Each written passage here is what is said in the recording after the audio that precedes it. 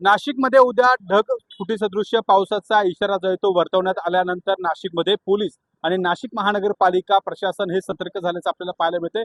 मी सध्या नाशिकच्या रामकुंड परिसरामध्ये आहे। आपण जर या ठिकाणी बघितलं तर काही नागरिकांना गोदावरी नदीच्या किनाऱ्याहून या ठिकाणी काढलं जात आहे। पोलीस प्रशासन नाशिक महानगरपालिकेचे या ठिकाणी जे पथक आहे ते देखील दाखल झालेले आहे। आपण बघतो या ठिकाणी संयुक्तरित्या नाशिक महापालिका आणि पोलीस च्या माध्यमातून ही खरं तर या ठिकाणी सूचना सोबत या स्थानिक नागरिकांना या ठिकाणाहून बाहेर काढण्याचं जे काम आहे ते या ठिकाणी केलं जात आहे। कोणताही अनुचित प्रकार घडू नये याची संपूर्ण खबरदारी जी आहे ती खरं तर या ठिकाणी प्रशासन घेताना पाहायला मिळते। माझ्यासोबत पोलीस वरिष्ठ अधिकारी देखील आहे। सर, काय नेमकं आवाहन केलं जात आहे?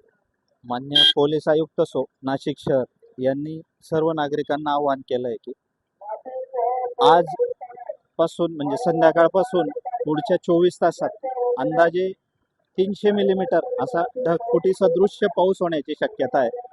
त्याच्यात सुरक्षिततेच्या दृष्टीने विशेषतः नदीकाठालगतचा भाग यांनी कोणीही नदीकाठाच्या आसपास फिरू नये अथवा आपले वाहने पार्क करू नये या दृष्टीने सर्व नागरिकांना आवाहन करण्यात येत आहे। नक्कीच आपण बघतो खरं तर या ठिकाणी नाशिक पोलीस आणि नाशिक महानगरपालिकेचं जे पथक आहे ते आपल्याला या संपूर्ण रामकुंडा परिसराच्या ठिकाणी आपल्याला पाहायला मिळते। हा संपूर्ण जो परिसर आहे तो खाली केला जातोय। कोणीही या ठिकाणी वाहने जे आहे ते पार करू नये, कोणताही पर्यटक या ठिकाणी अडकू नये याची संपूर्ण जी जबाबदारी आहे ती खरं तर प्रशासनावर आहे। आणि अशा पद्धतीने आपण बघतोय पोलीस आणि जे नाशिक महानगरपालिकेचे अधिकारी आहे, कर्मचारी आहे ते या ठिकाणी काम करताना आपल्याला एकूणच पाहायला मिळत आहे।